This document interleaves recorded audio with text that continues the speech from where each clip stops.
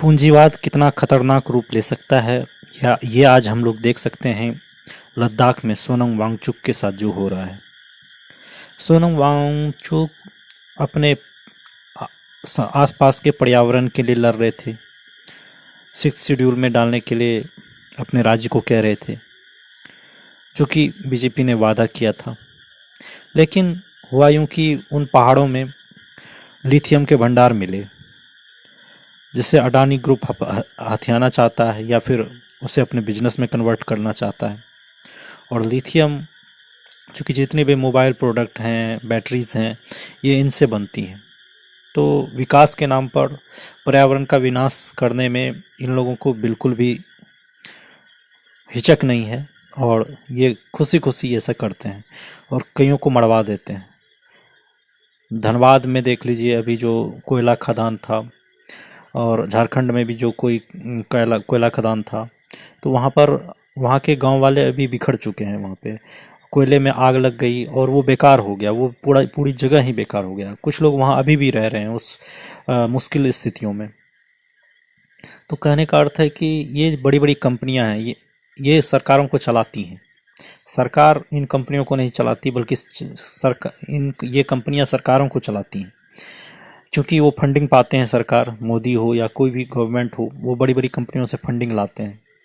और इतना अन्याय नहीं करना चाहिए जितना ये बीजेपी के शासन में हो रहा है। विकास अंधाधुंध हो रहा है। विकास ऐसा नहीं कहते हैं विकास नहीं हो रहा, विकास तो इतना हो रहा है कि लगता है कि विकास पागल हो गया है। वास्तव में वो संतुलित विकास नहीं हो रहा, विकास पूंजीपतियों का हो रहा है और आम लोगों का तो नहीं। आम लोगों से उसकी ज़मीनें छीनी जा रही हैं, उनके अधिकार सीमित किए जा रहे हैं। अब ऐसे ऐसे कानून बनाए जा रहे हैं, यूएपीए, जिसको मन चाहे गिरफ्तार कर लो, ऐसे कानून हैं। सड़क पर चलो तो ज़्यादा चालान काटने की संभावना होती है। और देखिए, अनौसी कानून जो जनता को परेशान करें, नियम और कानून के नाम पर जनता का शोषण करने का ही इनका एक तरीका है। तो सभी जनता देख रही है और समझ रही है इनके चालों को। तो कहने का ये अर्थ है कि लद्दाख पहले पर्यटन के लिए जाना जाता था। अगर वहाँ इंडस्ट्री आएगी, अडानी की इंडस्ट्री आएगी, तो वहाँ पोल्यूशन बढ़ जाएगा, वो पूरा तहस नहस कर दिया जाएगा। इसका उदाहरण है कि आप जैसे धनबाद है और झारखंड में कुछ ऐसे साइट्स हैं, कोयला खदान, जहाँ पर खुदाई हुई खदानें, उससे कोयला निकाला गया, मिनरल्स निकाले गए। अभी वहाँ पे आग लग चुकी है उन खदानों में, तो अभी वहाँ बुझाने वाला कोई नहीं, सरकार वहाँ से भाग चुकी है। और जैसे तैसे तहस नहस, लगता ही नहीं कि वो कभी रहने की जगह थी। वहाँ एक तरह से ज्वालामुखी, सुसुप्त ज्वालामुखी की तरह वहाँ पर सिनेरियो है और कंडीशन बहुत ख़राब है।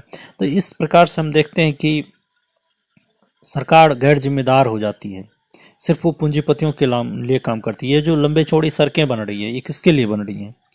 ये ट्रक्स के लिए बन रही हैं, बड़े बड़े लोगों के जो माल की ढुलाई होगी उसके लिए बन रही है। ऐसा ही है, आम जनता के लिए क्या होता है? आम जनता को तो बस विकास का दिखावा दिलाया जाता है। एक ग्राम्य सभ्यता ही आम जनता की रक्षा कर सकती है, प्रकृति और पर्यावरण का।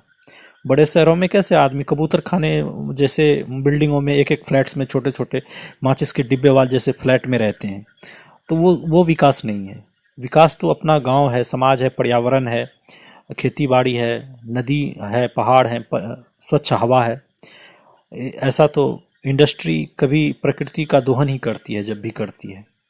तो ये सारी बातें मन में रोष पैदा करती हैं।